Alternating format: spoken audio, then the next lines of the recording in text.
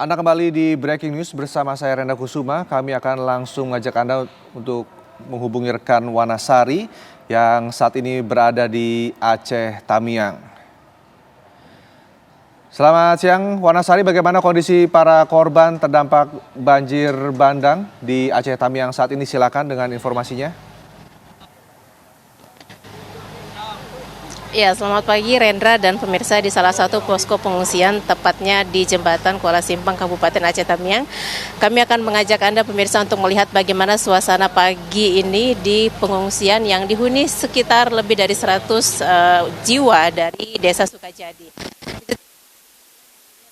Dapur umum kebetulan di posko Jembatan Kuala Simpang ini terdapat Polri begitu, dan di sini kita melihat ada water treatment dan ini sangat membantu kebutuhan para pengungsi khususnya ketika air bersih sulit bisa didapatkan, dan water treatment ini pengungsi boleh mengkonsumsinya langsung, kemudian boleh menggunakan untuk berbagai keperluan. Mengingat beberapa hari terakhir khususnya sampai pekan kedua, warga di Kabupaten Aceh Tamiang ini amat sangat sulit mendapatkan air bersih terutama untuk mereka konsumsi. Dan di sini juga terdapat dapur umum. Ini adalah dapur portable yang ini khusus diperuntukkan bagi seluruh pengungsi yang ada di posko Jembatan Kuala Simpang ini. Dan menariknya di sini juga kita melihat bagaimana kesibukan para koki dari Brimopolda Sumatera Selatan yang sedang mempersiapkan menu-menu yang nantinya akan dikonsumsi oleh para pengungsi. Nah, ini ada mie instan, kemudian ada sayur mayurnya, dan itu kayaknya ada daging nih. Wah, enak sekali. Kemudian dapur portable ini beroperasi dari pagi hingga malam hari untuk menyediakan mulai dari sarapan pagi, makan siang, hingga makan malam. Nah, saya akan berbincang nih dengan komandan kompinya yang memanage seluruh kru yang ada di dapur umum ini, kemudian yang ada di water treatment bersama Pak Dede Wawan. Selamat pagi Pak Dede. Selamat pagi Bu. Pak Dede, ini menunya apa aja nih nanti untuk para pengungsi hari ini Pak? Pada hari ini ya dari mulai pagi tadi sudah menyiapkan sarapan pagi ya, dari nasi putih dengan mie goreng ya. Kemudian nanti siang ada dimasakin nasi putih sama ayam. Ya, sama ayam, sama mungkin ada mie gorengnya juga ditambah ya. Nah, Pak Dede, ini konsumsi masakan ini diperuntukkan untuk berapa jiwa, Pak? Kami menyiapkan setiap hari itu 450 sampai 500 porsi. Banyak juga, alhamdulillah banyak juga, Bu. 450 porsi kita. Nah, ini berapa kru yang disiapkan untuk memanage ini semua, Pak? Mulai dari water treatment sampai dapur umum ini. Berapa krunya, Pak? Kita ada dari water treatment itu krunya 10 personil, kemudian dari dapur lapangan sendiri 15 personil termasuk saya. Gitu ya. Pak, sejauh ini tuh dapatkan bahan-bahan pokoknya untuk memenuhi kebutuhan sehari-hari para pengungsi susah nggak, Pak? Ya, yang pertama kita disuplai oleh Bapak Kapolda, ya. Kemudian ada juga tambahan dari Bupati, ya. Untuk sekarang ini memang belum cukup banyak yang dikirimkan kemari ya. Kalau seperti sembako, beras, sembako ada. Tapi ikan, ya kemudian sayuran sampai saat ini agak langka ya. Jadi kita yang bisa masak itu menunya ayam, mie, sama telur juga agak langka juga ya. Ya sekali-kali mungkin kalau seandainya ada pasokan yang lain ya, ikan-ikan yang lainnya belum sempat masuk juga. Ya. Pak Dede, terima kasih atas waktunya. Kita tunggu ya Pak menu berikutnya untuk para pengungsi. Nah pemirsa, kami juga akan mengajak Anda untuk melihat posko pengungsian karena di sini sudah ada puluhan tenda yang disiapkan begitu untuk para pengungsi. Dan beginilah suasana pagi di salah satu posko. Alhamdulillah pemirsa, pagi tadi bumi Aceh Tamiang diguyur hujan ringan sehingga ini dapat mengurangi polusi debu yang bisa menyebabkan penyakit begitu bagi warga di sini, karena itulah yang salah satu yang dikeluhkan oleh warga di Aceh Tamiang pasca banjir, kemudian material lumpur yang masih menumpuk di rumah-rumah warga sampai di jalan Ini kemudian menimbulkan polusi debu dan mengganggu kesehatan warga.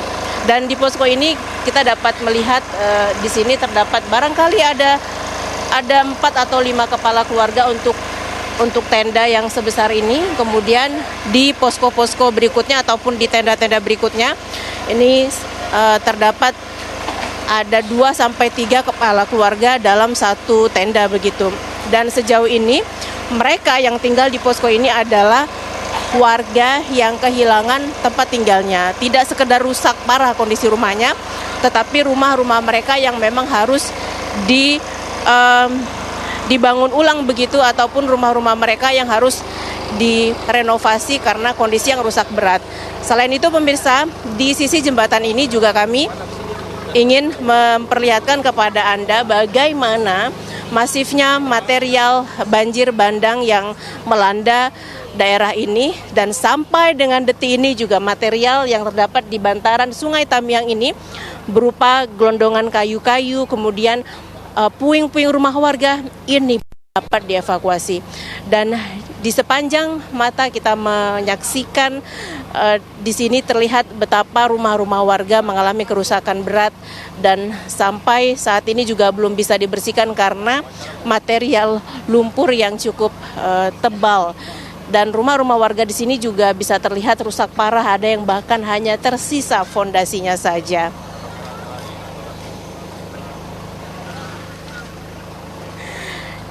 Ya, Rendra. Baik, Wanasari, bisa juga dijelaskan selain di lokasi Anda, apakah mungkin masih ada lokasi lainnya di sekitar yang masih terisolasi gitu, masih belum mendapatkan bantuan karena mungkin akses jalan yang masih terputus? Wana, bisa dijelaskan? Ya, Rendra dan pemirsa, sesungguhnya di Kabupaten Aceh Tamiang ini terdapat 12 kecamatan dan seluruhnya terdampak banjir bandang.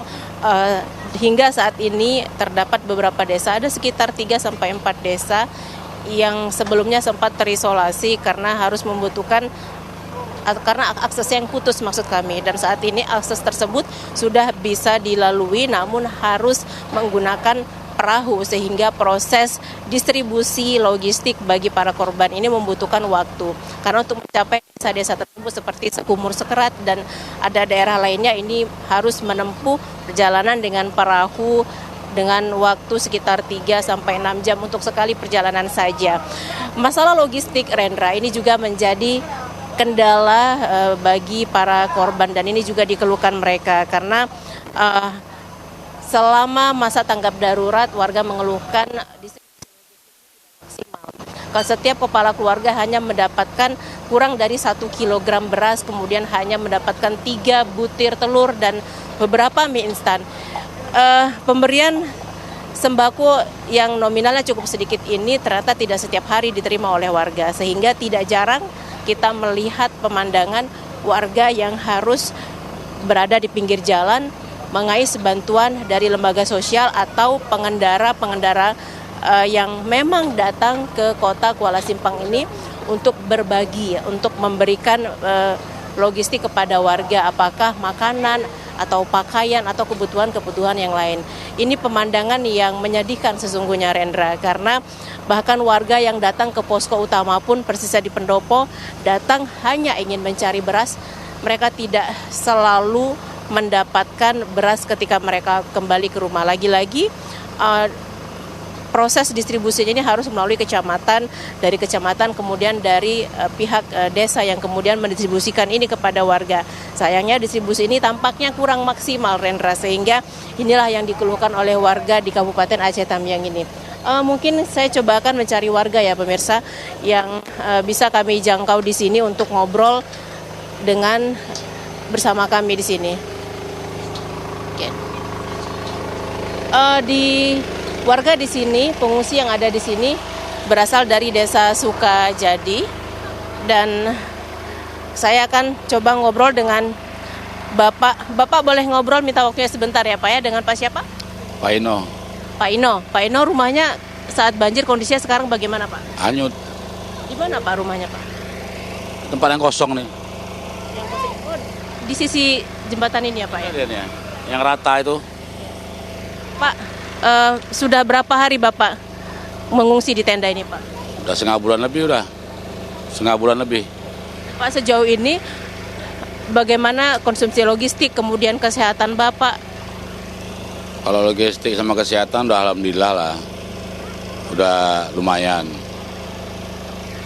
Pak Ino, dengan kondisi rumah Bapak kan hanyut ya Pak ya. Kemarin Presiden Prabowo datang. Kira-kira Pak, ini kan apa yang kemudian Bapak harapkan dengan kondisi ini Pak? Ya kami mengharap ya kalau bisa dibantu rumah lah ya kan. Karena nggak ada rumah lagi ya kan. Minta rumah aja lah, rumah. Bapak tinggal bersama siapa Pak? Sama anak. Sekarang mereka di posko ini. Iya, ada juga tuh anak juga tuh. Udah berkeluarga juga, anaknya 4. Hanyut juga. Pak, ini kan kita belum tahu nih tinggal di posko ini sampai berapa lama. Hunian sementara juga yang masih rencana nih belum tahu kapan realisasinya. Dan selanjutnya Bapak punya rencana nggak mungkin pengen pindah ke daerah lain ataupun pengen membangun rumah Bapak sendiri dengan semampunya? Ada rencana lain nggak Pak? Ya kalau tinggal terserah aja di mana dibuat. Kalau memang apa ya kami ambil gitu aja. Yang penting ya ada rumah itu aja lah. Penting harapannya punya rumah ya Pak ya? Cuman kami ini pun di sini pun udah nggak tahan juga kalau panas abu banyak kali. Abunya banyak kali. Kami kalau bisa pun bisa turun ke bawah, cuman bawahnya belum bisa ditempatin. Pak, kalau misalnya ini kan rumah Bapak sudah nggak ada nih, kemudian ini kan di bantaran sungai ya Pak ya, dekat sekali dengan sungai. Kalau misalnya Bapak direlokasi ke tempat yang lebih aman, kira-kira mau nggak Pak? Mau juga lah, mau. Mau ya Pak ya. Oke. Pak, Mana kan? yang penting aman. Pak Paino ya Pak ya, terima kasih atas waktunya. Nah, Rendra dan pemirsa, Pak Paino ini adalah satu dari ribuan warga di Kabupaten Aceh Tamiang ini yang punya harapan yang sama. Mengingat ada hampir 10.000 kepala keluarga yang kehilangan tempat tinggalnya, yang mereka mengalami kerusakan mulai dari skala ringan, berat hingga sedang, sehingga rumah-rumah mereka harus diganti. Saya coba akan berbincang dengan warga lainnya.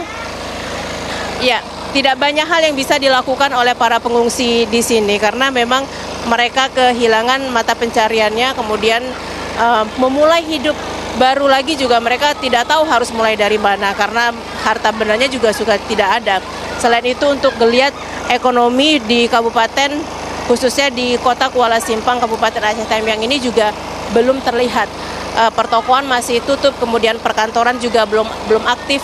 Kita akan melihat persisnya minggu depan apakah ada progres yang pasti dalam masa pemulihan Aceh Tamiang pasca bencana.